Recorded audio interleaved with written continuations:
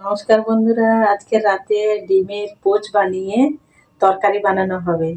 এই দেখো কতগুলো পোচ বানানো হয়েছে। তো সম্পূর্ণ ভিডিওটা দেখার জন্য অনুরোধ রাখলাম। পুষ্পা কুকিং 199 আমার ইউটিউব চ্যানেলে সবাইকে স্বাগত। ভেজে রাখা ডিমগুলো দিয়ে দিলাম।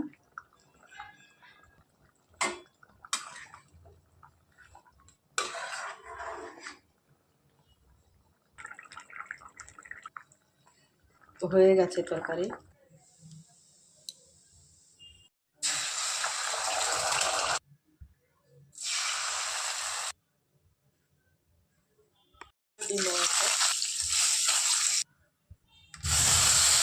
নুন দিলাম,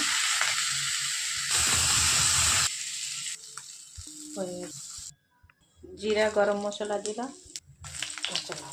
গ্রেট করা পেঁয়াজ, আদা রসুন লঙ্কা, হলুদ, গ্রেট করা টমেটো, পরিমাণ মতো নমক, জিরে ধনে পোস্ত, হালকা করে টমেটো সস, ভেজে রাখা আলু,